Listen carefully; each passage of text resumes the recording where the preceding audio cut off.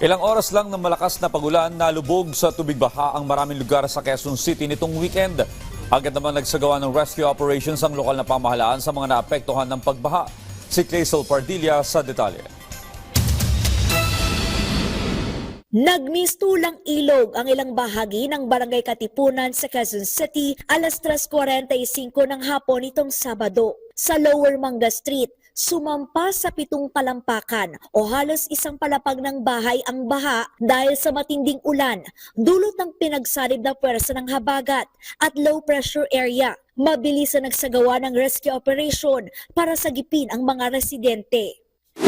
Binahari ng ilang bahagi ng University of the Philippines na karaniwang hindi pinapasok ng tubig. Stranded ang mga estudyante sa Melchor Hall at ilang pang parte ng campus.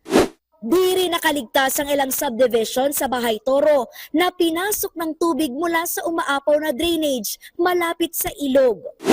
Lubog din sa baha ang ilang lugar sa Barangay Botocan, Quezon City. Tumirik ang isang puting SUV na ito sa gitna ng kalsada na hindi na kayanang umandar dahil sa taas ng tubig. Agad namang rumisponde ang search and rescue team ng QC Police District para itulak ang sasakyan at sagipin ang pasahero nito.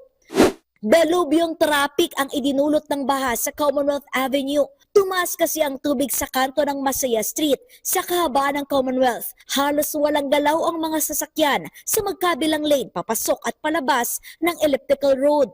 Halos isang talampakang baha ang inabot ng mga establishmento sa Visayas Avenue. Hirap ding makadaan ng mga motorista. Naging parking lot naman ang parteng ito ng Araneta Avenue dahil sa prosesyon ng mga sasakyan na pumalya na ang makina dahil sa tindi ng baha. Tulong-tulong ang mga residente sa paglikas sa mga pasahero na natrap sa mga sasakyan. Ayon sa Quezon City Local Government, nasa 36 na barangay sa lungsod ang binaha. Pinakanapuruhan ng una, ikatlo at ikaapat na distrito ng syudad.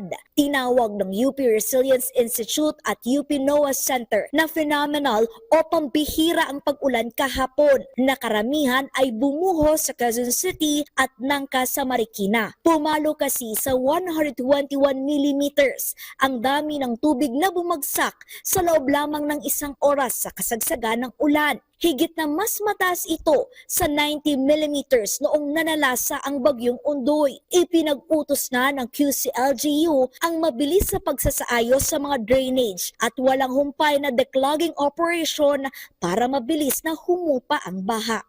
Clazel Pardilla para sa Pambansang TV sa Bagong Pilipinas.